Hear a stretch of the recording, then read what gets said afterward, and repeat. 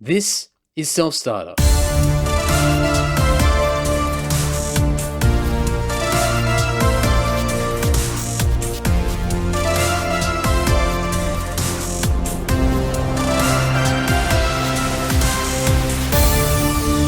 Welcome, folks, to Self-Starter Season 2. This is a podcast that highlights the small business owners, the self-employed, and freelancers who have taken the plunge to create their own desirable lifestyle. My name is Andy Dowling. I'm also the host of the Andy Social Podcast, and I play bass in the Australian metal band Lord. You can follow me on Twitter, Instagram, and Facebook by searching at Andy Dowling, or you can go to selfstarter.com.au where you can learn more about yours truly, as well as anything and everything to do with the self-employment world.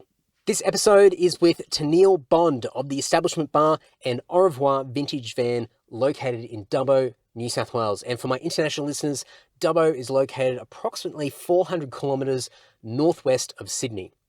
Now, Tenelle has a really interesting story to tell. Starting a bar was always her plan, and having a background in hospitality and retail, it appeared to be a goal that Tenelle was destined to proceed towards and conquer.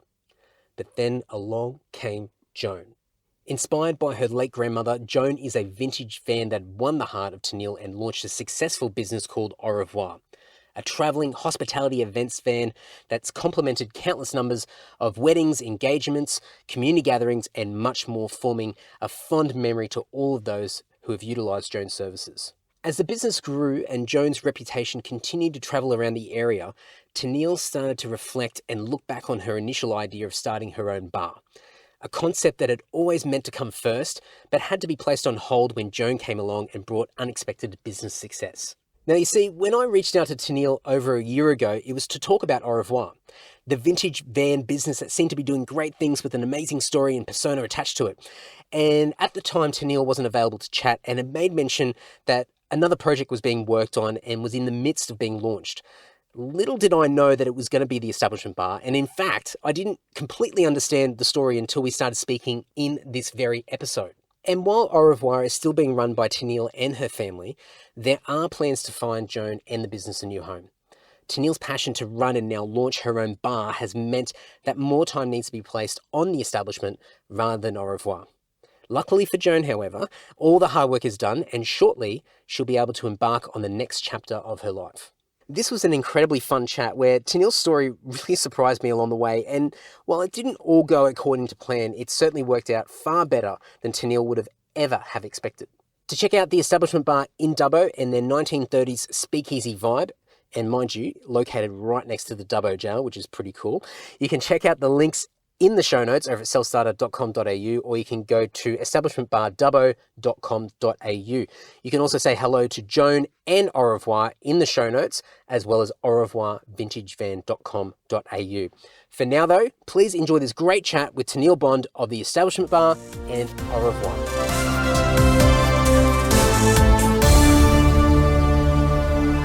I'm Tenelle Bond. I'm based in central New South Wales. I've got two small businesses at the moment. I recently had I do still have a small vintage caravan, which we do bar service, events and coffee out of, called AuRevoir Vintage Van. And we also have just recently opened up a bricks and mortar business, which is called the Establishment Bar in Dubbo. So that's a small boutique bar, just recapturing the 1930s speakeasy vibe. Wow, okay, because I guess for anybody listening to this conversation, we actually connected quite a while ago, and at the time you were just flat out and you didn't have much time to catch up and do this podcast, and you did mention that you were about to start this other business.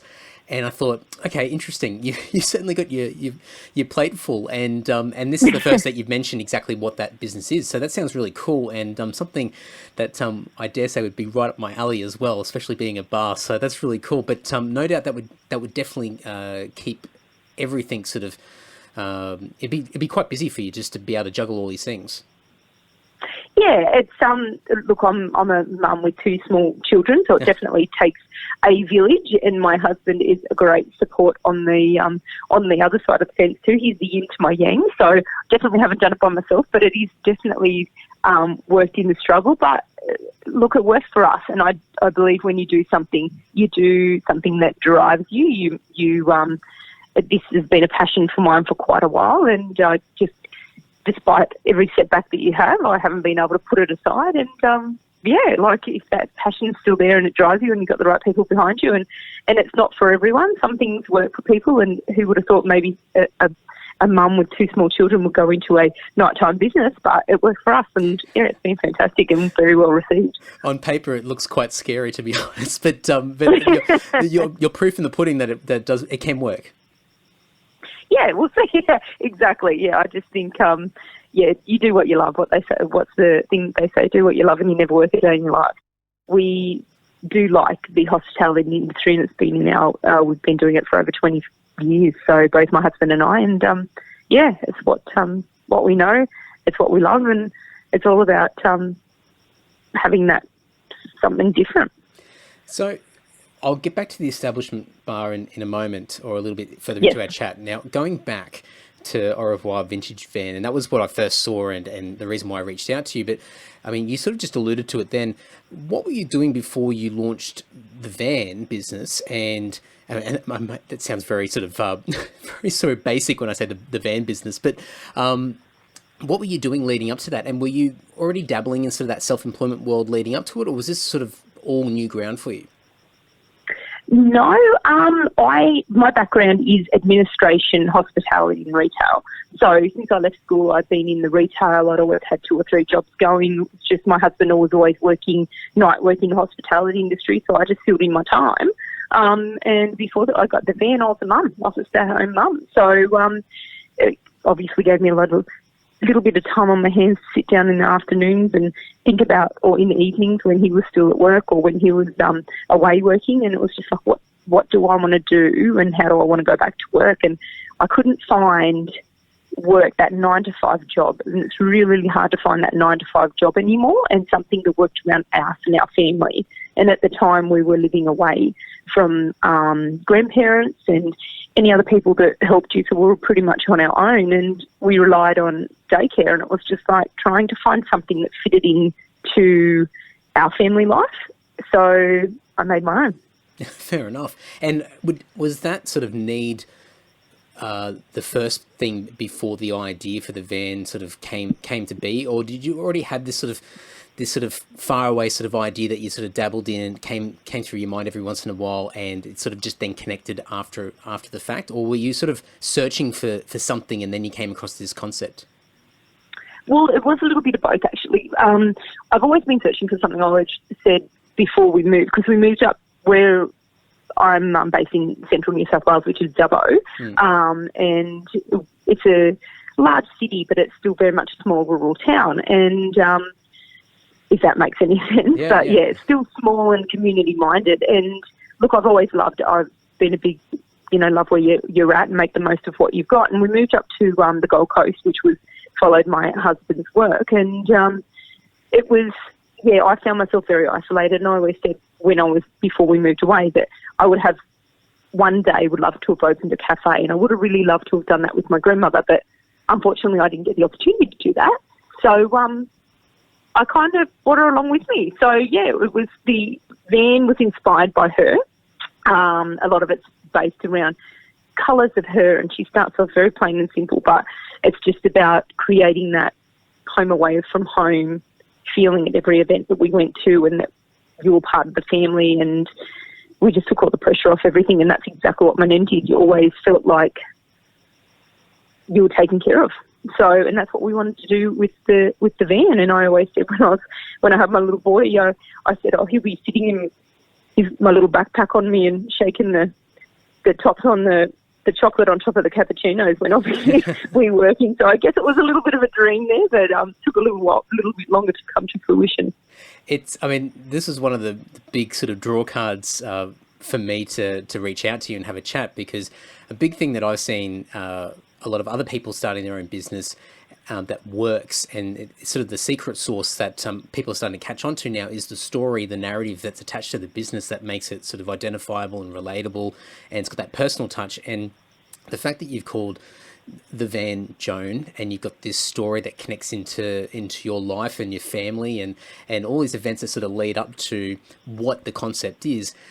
I mean, even when I read it, I started thinking about my grandmothers, and I started thinking about sort of the experiences that I've had, and I've both of my grandparents, or all my grandparents, have now moved on, and it was just a bit of a nostalgic sort of throwback when I sort of read the story, and I thought, oh, this is really cool, and it sort of hit me. Now, I'm not this type of person that goes out of my way to go and hire vans for events, especially nice-looking ones like that or anything of the such, but I instantly started thinking and looking into it more and finding an interest because of that initial connection. So was that something, I mean, obviously for you, there's a real passion and a deep connection and a driver behind it, but did you consciously think that you needed to sort of tell that story and put it out there for everybody to see as well? Well, it's kind of my story, I guess, you know what I mean? Like, everyone has their own stories, and it was that she was such a huge influence in my life. And I get a little bit tearing up. It's been a long time since she's been gone, but she's always going to be a huge impact in my life. And she's the one that gives me that inspiration. She's the one that's driven it, and she's part of the family. And she's, I guess, and everyone feels like that with their grandparents probably. But Joan isn't just, and that's the thing. The van, she's not just a van. She's got her own personality. She's got her own name. She's not just a prop. She's a part of it, and that's what it was all about. She was a set and forget service, and we just took all the pressure off, and it was all about you enjoying your day, you enjoying your event, and you being immersed into it. And we've had such a great feedback from it about how everything was so much easier, and you were worth more money, and everything that you put into it just took the pressure off them. And that's what your special day, especially weddings, is supposed to be about. You're not supposed to be running around worrying about all the little things. That's what we're there for. And it was that niche in the market that wasn't being filled at the time, and exactly right, the little personality of it, and people love her. Like, even people go, oh, you're Joan's mum. So, they relate to it, exactly as you say. So, yeah, and it wasn't a thought that came with it. It was just that this is just something I've always wanted to do, and I wanted to do with my nan, and I didn't get the opportunity. But you know what? Just because she's gone doesn't mean she's forgotten. And she comes along with me everywhere. So, yeah. Oh, I love it. It's fantastic. And no doubt it'd give you a real drive to continue to push through and really make a success of the whole idea and that concept, and making it a reality with having all that around you and that story and that connection as well. Yeah, thank you. So when you launched it, and you went out there and you started, advertising and looking for those first few people, what sort of challenges did you have initially to sort of get everything up and running?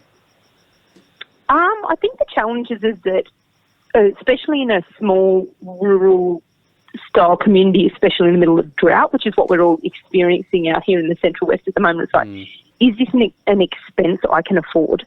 So we kind of worked, I wouldn't say for free, but we pretty much threw everything into it and kind of based a lot of what we did on the feedback and the reviews and what we gave to people. So just get your foot in the market and that people would know this is something that you really need. And look, from that, it was we just needed people to give us a chance, really. Like, people do scrimp and save a little bit, especially when it comes to weddings. It's like, is this really worth it? Can we do it ourselves? They always look at the DIY of it all. And we just wanted to prove that this is really something that you don't want to have to worry about. And it's something that we can take the whole pressure off you. And it just proved true after each event that we did. And people were like, my goodness, this is just, you guys have outdone yourself. So it was just really nice to have that feedback as well, and those testimonials that, it is something that's needed, and sometimes the money is worth putting into those things. Yeah, absolutely. I mean, I think I've just wrote it down in front of me. It's like that the feedback and the reviews and those testimonials are currency in themselves. Like, it's if anything, especially being in that sort of early stage at the beginning, it's far more valuable than money. In some arguments, it's something that you need that sort of groundswell, that word of mouth to get out there to really sort of give people the confidence to work with you, and then the money will come later on down the track. And it's a great thing to do.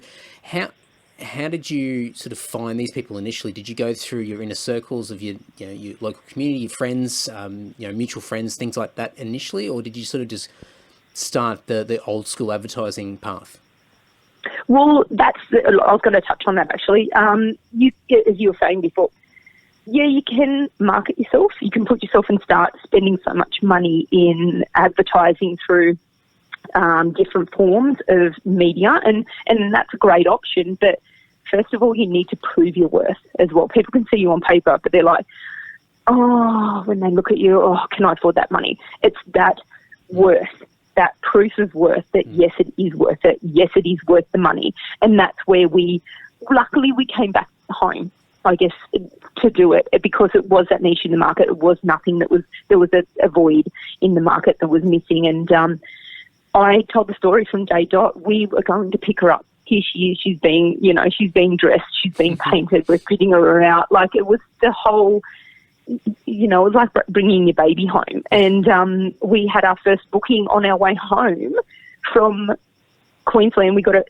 She was made by Woody Caravans up in the Couple of Brothers at the Gold Coast. So they're a small family-owned business as well. And we touched really well with them. We just kind of clicked, and they're doing the same thing, driving their passion. A lot of it's about their parents and that as well. And, so we did the whole story. We're on our way home, and I got two phone calls. One was through a real estate agent that wanted to use it as something different with their marketing, and then I got a wedding straight up from a friend from social media that was doing the same thing, and wanted something different. And she's just beautiful. She markets herself a lot too, but you don't want to fall into the comfortable stage of like, oh yeah, we'll see her out. But we planted our website on the back of her, so everyone saw exactly from day dot where we were, and they could go straight to the website and see what we had to offer. And we put it all out there, because that also helped with a few of the cold calls of like, how much are you, and what people knew what they were looking for, what we provided, and it was all there, because most brides were looking,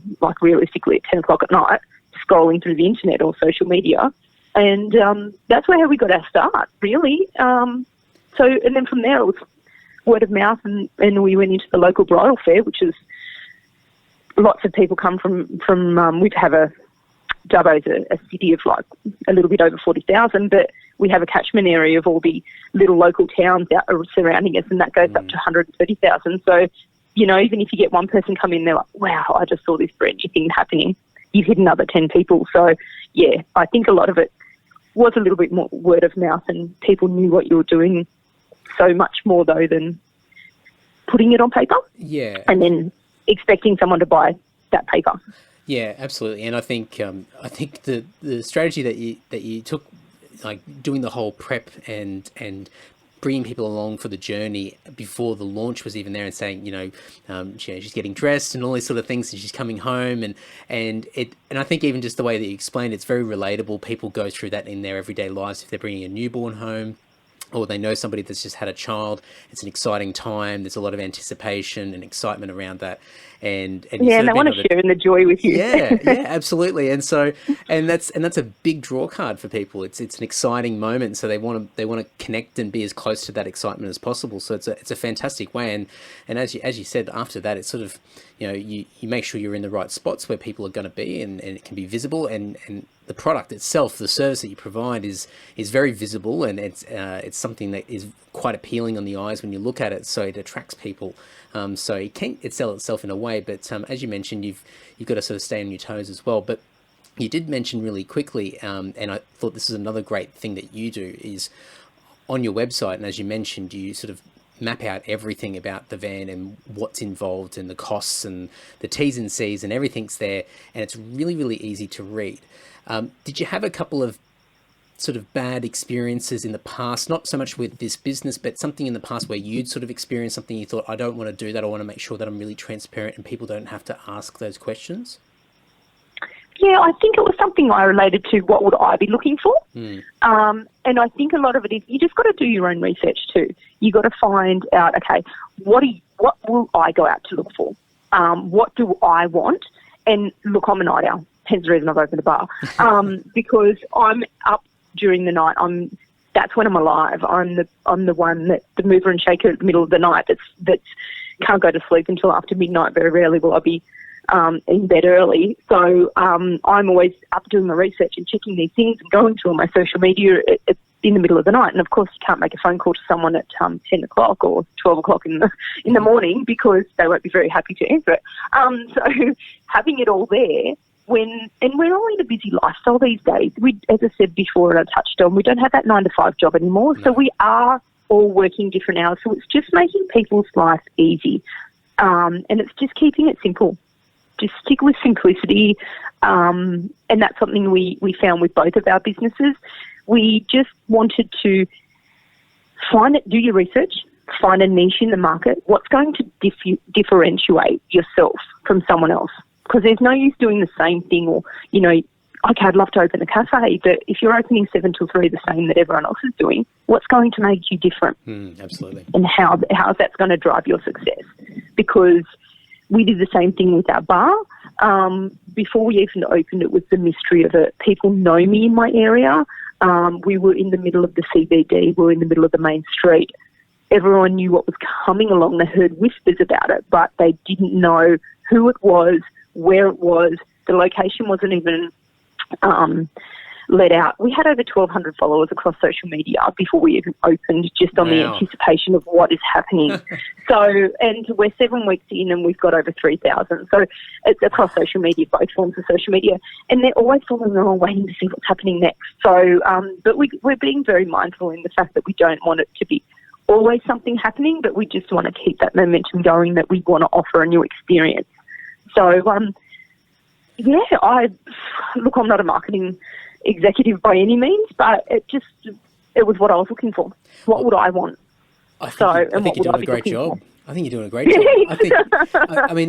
I think that big thing is having the perspective of understanding that if you're on the other side of the phone or the screen or whatever it is, what are you comfortable with and what makes you uncomfortable? And even when I looked sort of in the section on the website and you went through the packages and everything was sort of preset and it listed everything that you would expect, the requirements from your end, but also what to expect if you were going to go ahead and hire one of these packages. And the best thing about it was there was a base price, where so many websites I go on, and it's a personal sort of struggle that I go through when I want to get a quote for something.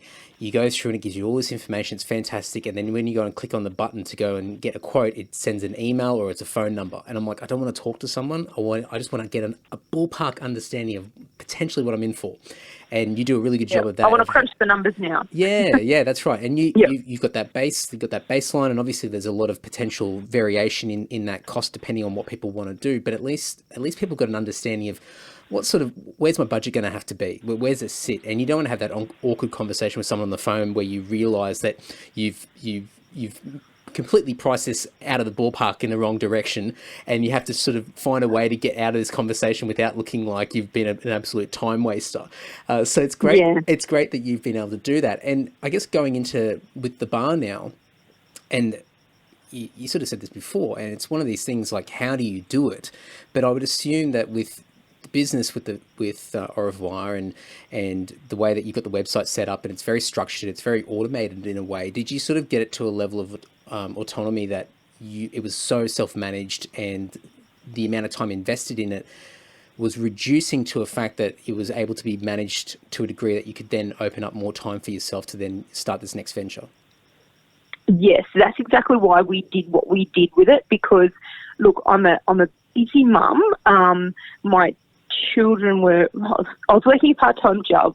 My husband was living away out of town. I'm very thankful for the village that I've got around me by both of our grandparents and my sister and my husband and everything that helps all the cogs turning in it. But trying to juggle them all with doing everything, I couldn't have the tire kickers. Look, we love all our clientele, but the one, exactly as you said, they want to know a price, but all the questions, you need to put it all out there. It helps them, it helps you, and it doesn't waste anyone's time, because we're in a busy world these days and we really don't have the time to waste. That's right. And me getting home at 5 o'clock at night, then trying to return phone calls and emails and messages and stuff. I'm still mindful that you don't want to send messages at 9 o'clock at night. I'm still got that old school 8 o'clock, 8:30, you knock off. You don't ring people after that time. Yeah. Even though I have to be a little flexible with my hospitality industry, but with sometimes you do your orders and that later, but no one checks their emails after that time, and if they do, then that's on them, not me. So, it's the phone calls and that is a bit difficult when you need to return a phone call. So, yeah, and my husband, his background is in, he's such a smart man, and so he made my life so much easier by going, yep, we'll set this up, this, and as we said, research from other people and see what someone does well, and then try and take inspiration from that and make it your own. That's what I believe. And, we did that with everyone else's little businesses, and we saw what they were doing, and we just tried to take inspiration from those and make it our own and what worked for us. And it's been working great, so touch wood. Yeah, absolutely. Did you see, going back a few years, that you would be in a position that you are now, where you've got two businesses on the go, and obviously all the family stuff as well, just this life that you're living? Did you sort of see that you were sort of going to have a number of different things that you would be dabbling in and running at the same time? Is that sort of your personality and something that really appeals to you, that it wasn't a shock to the system as such? I think it is still a shock to the system. Look, I'm a pretty humble little farmer's daughter from out west, so my parents are like, I'm a cockie's daughter, so it's just head down bum up type of thing. And no matter what though, we've always seemed to do things the hard way, in the fact that it has to be like this and it has to be done right the first time, because as I say to my son now, we have to set the foundation right. It's like building a house. You have to have the right foundation, because if you're going to build your house on a bit of sand, it's going to fall down in a few years' time. You have to build on a solid foundation. And, I think my father's instilled a little bit of that in me. However, I've probably become a little bit more flexible and looked for a few shortcuts to make things work. But it would take him a long time to get something done, but it was done, and it was done right, and it was going to stay like that. So, you take a little bit of your life lessons in that, but I wanted to simplify my life, and it's funny to think this is simplifying our life. It's working for us. As I said, things work. It's funny, different things for different people, but this is working for us. And I definitely can't do it without our village, though. They are amazing, and they're a wealth of support, and they're along for the ride as well. So yeah. Oh, and I think you mentioned it before, if you're doing something you love, then it doesn't really feel like work at all anyway. So it can be, and I think it comes into this whole self-employment world, where people have a bit of a panic when they get out of the traditional job and they realize, oh, I can't just clock off at 5 p.m. and that's it, my end of my day, and I can zone out on the couch. Like, potentially you could be just working at any hour, very inconsistent times, and things can pop up, and you have to address things, and you have to be the firefighter, and you have to strategize, and you have to wear all the hats. But the really great thing about it is that if you're really passionate about it, it's something that you love doing, then it's nowhere near as overwhelming as you would expect, compared to something that you're completely detached from and disinterested in. So, obviously the fact that you're completely passionate about all this stuff that you do and everything in your life, you're able to juggle these different things, which is fantastic. But for someone from the outside looking in, you go, wow, this is a big feat. It's impressive.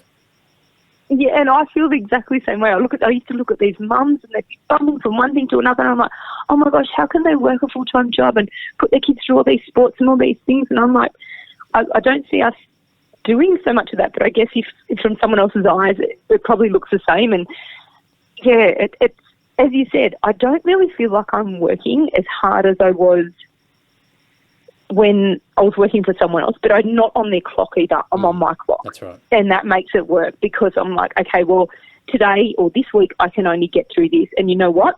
That's okay, because this is what I need to focus on at the moment. And these are the things I need to get done. And my husband comes up with all these strategies of the things that we need to do, because he's very much a full planner, and he's got these great ideas. And I'm like, I'm totally there with you, but today I just need to focus on this. And and it's just all about communication and doing what is within your means, because if you burn yourself out, well, nothing's going to work. So it's a bit of self-love, it's a bit of self-care, but I feel extremely lucky that I don't feel like I'm working as hard as what I was, even though you're probably working a lot harder, like when we were setting this bar up. Not one thing went right. We were at the bar almost every night until midnight and we're working away, but I was happy. It's funny, yeah, and the kids were right there alongside us, so not every night, but they were there knocking down walls and getting into it, and we're a team. So we work around and we make things work together, and if we want to achieve something, we help each other out. So that's what works for us. Do you think that the success of the bar so far, and obviously it's only a few weeks that it's been up and running, so it's very, very early, but you mentioned before just the attention that it's brought before it even launched and a few weeks in now. Do you think that sort of has, with the other business being AuRevoir, do you think that has sort of helped the bar sort of get an initial boost from just existing clientele and existing audience that you had out there, and the connections that you built through that other business, and was able to sort of give you just a little bit of a boost to sort of get this up and running and get that clientele in a lot quicker than maybe somebody else that's coming in completely cold without the community around them? No, because I only just let out last week that we were associated. So right, yeah.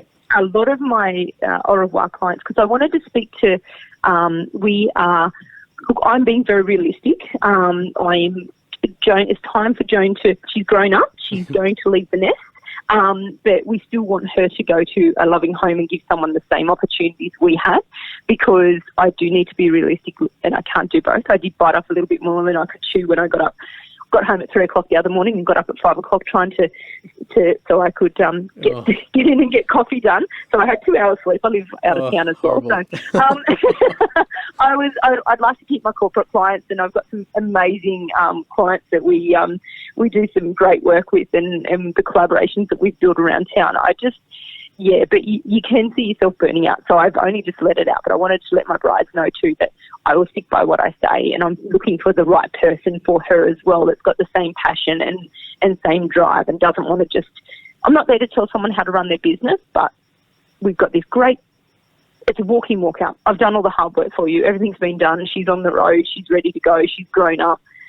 Give her a great home and she'll do you good. So, the success of the bar was really a niche in the market that wasn't filled. So a lot of people, as I said before, didn't even know it was me. So that success kind of went on the mystery. I think it was that intrigue that really drew them in on that one. But was that a big reason? Because I didn't really. Was that a big reason why you decided just to keep it quiet, was to build that mystery around it? Or was there another reason why you felt it was more comfortable to sort of take this path rather than just letting everyone know as soon as the idea came into your head? No, it was the intrigue behind it was the fact that not one thing went right. No. And my deadlines kept moving on, and the bar was my passion from the start. It was something I always wanted to do, and Joan was going to be my second thing. She was going to be when I actually finished doing the bar and get that all up, and then she was going to be cruisy, and I'd just potter around in her. But it happened the other way around. Like, I just kept hitting roadblock after roadblock after roadblock, and I was questioning, why am I doing this? Did I make the right decision? Did I move this all home? And I questioned everything. And you just, one knockback after another knockback, you just felt so deflated, and it'd take you months to come back up. So 5 years ago, I moved home to do this little venture, and it just didn't evolve. But Joan was, and I think everything happens for a reason, and I think my nan might have been there along with it, going, this is what needs to happen first. And Joan taught me a lot. Like, that adventure, that experience with her taught me so much, and I think that's led me to this next step, and that's why it didn't work when all those other ones, and this opportunity came up, and I was like, we just grabbed it with both hands. And so kind of everything went backwards to my original plan, but it's worked the way it probably should have. And I'm a big believer things happen for reasons, and there's a lot of things of the universe happening behind you and to make these work, and there's a lot of more people behind the scenes that are bringing these things to fruition, I think. So it's what's meant to be is meant to be. Oh, I love it. What a story. I mean, the fact that the fact that it didn't go to plan just makes it that much better. And I no doubt for you, just, being there and being at the center of it all, it just would mean so much more and be so much more exciting and fulfilling because it's gone the way that it has, and it hasn't gone to plan, and you've had these roadblocks and these sort of misstarts along the way, but you've sort of somehow managed to really make a great thing out of the second stage 2, and then you've gone back to stage 1, and you're often flying. You're off at the races and doing great things.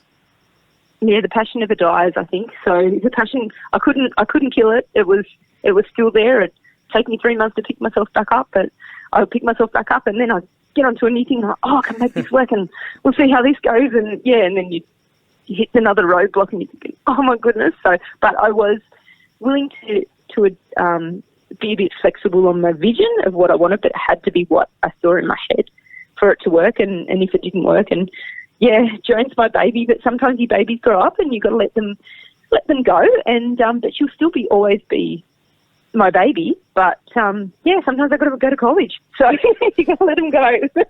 I'm getting emotional just listening to you say that.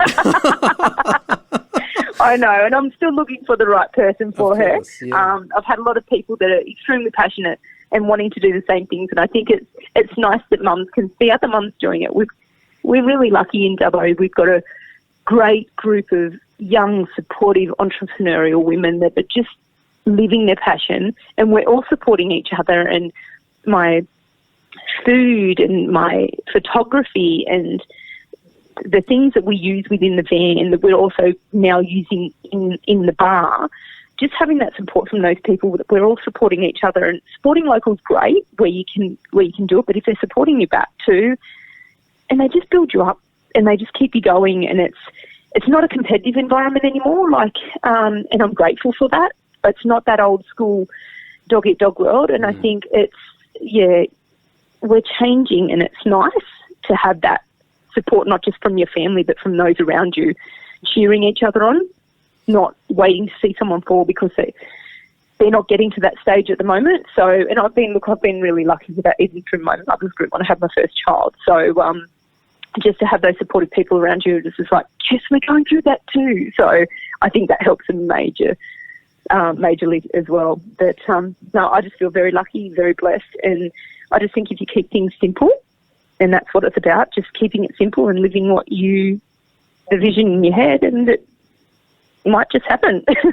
I love it. And I mean, Sorry, I tend to ramble. No, it's perfect, because I think a big thing, and people that have been listening to this for quite some time, a lot of the inspiration initially came from sort of living in regional parts of the country, and just the hot topics in the old newspaper or on television or whatever it is things around unemployment or industry shutting down and lack of opportunities and welfare going up and all these horrible things, and it's all sort of on the negative side of it, and I sort of look around and think, you know what, like there is so much available for us to, even without the internet. I mean, the internet's just a game changer on top of everything else. But, there's, with a little bit of initiative and not even, you don't even have to have a really active creative mind, something very simple, because we all need the same things. And I think just with a little bit of drive, people can certainly carve out their own little spot in the community and do quite well. But with the internet now, people can live anywhere and create their own business, and it can be a face-to-face business with a service or a product, or you can do something online as well. And it's great to hear lots of stories of people that are finding success and really making something of them in sort of the more regional areas, but also, as you said, it's changing. Like it's not the dog eat dog sort of world anymore, and people are more supportive and understanding that opportunities are quite plentiful, and if we help each other, then we're going to find success a hell of a lot quicker than everyone sort of on their own trying to work it out themselves. Very true. Exactly right. And I just think if you believe in yourself, it's good to have someone believe in you. It drives you, but you need to believe in yourself as well. And if you want something, come hell or high water, it is not going to stop you. And I just think there is so much so many things in the world at the moment that can get you down. You can get so overwhelmed with, but try to look at the positives, because you know what? There's always going to be something there. There's always going to be a new day. And look, we're in the middle of drought. We've been through it for so long, and there's so many people way worse off than us. But one day it will rain, and it does, and it's not a lot, but it gives you hope for the next thing. And then one day someone's going to offer a handout and give you that option, and you're not going to feel so alone, because you'll know that they're going through the same thing that you are. And that's a thing in your business, I think, too, if there's something you want to do, who is anyone else to tell you that you can't? I started this conversation off all about AuRevoir, and yes. and we've gone down this path, and even me as I'm learning this story from you, understanding where everything's going now, and it's going in a different direction. So the establishment bar is now your new baby in a way, and where can people have a sticky beak? How can they get in touch with you, and how can they find the bar? Give me some details so I can go and have a look myself. There is a few little tourist attractions in Dubbo. So obviously we've got the Western Plains Zoo, which is what we're known for, and the other major tourist attraction is the Old Dubbo Jail. So you walk down this little cobblestone alley of the Old Dubbo Jail, and as you walk down there, we're right next door to it. So which works in perfectly for our little speakeasy bar, because speakeasy is to speak quietly, so as not to alert the authorities, which are right next door to us. So Love it. we're this little hidden bar up the stairs behind a little dark door, and then boom, you've got this 1930s inspired lounge bar. And it's small and intimate, but it's right across the road from the cinemas, and it's from 4 p.m. every evening, Thursday to Monday. We're open, and yeah, it's just offering post-dinner drinks, pre-dinner drinks, and just somewhere to go. So yeah, it's been very well received. It's lovely. Oh, fantastic! Well, keeping it simple. I love it, and I'm getting a visual in my head of this nice little hideaway. So I'll definitely go and have a sticky beak, and I'll put a bunch of links in, and I'll get some photos from you as well to put in the show notes as well. But Tenelle, wow, completely unexpected, but I'm so glad we connected, and what a great story. Thank you so much. Oh, thank you, Andy, for reaching out. It was lovely to speak to you.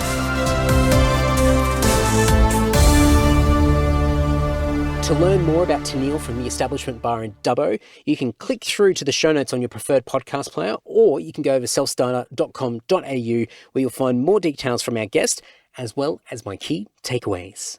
Number 1, personifying the product and creating an origin story. It all seems so natural and genuine when it comes to the story of Joan.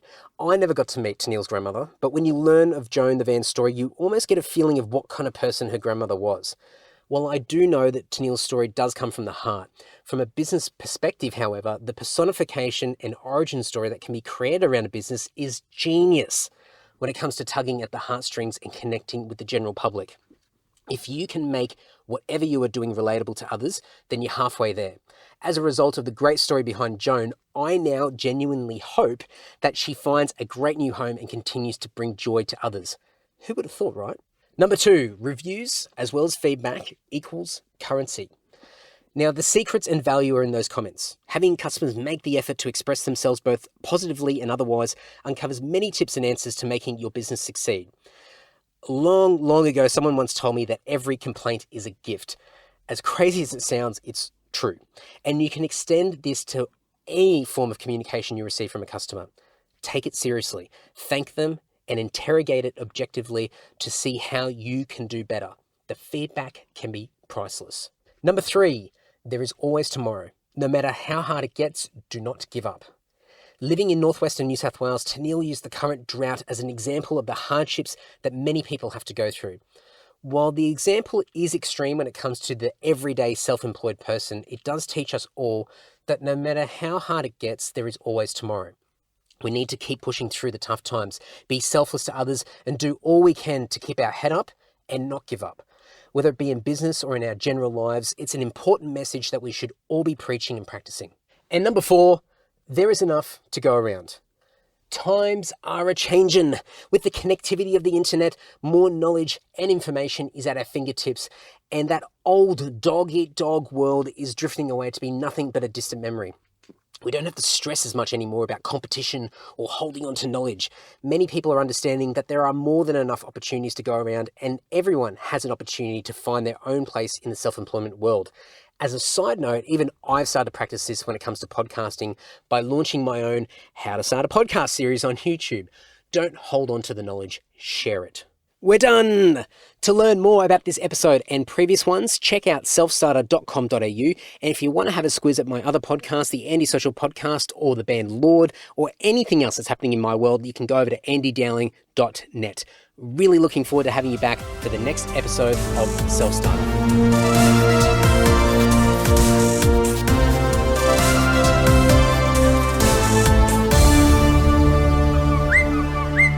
Larry.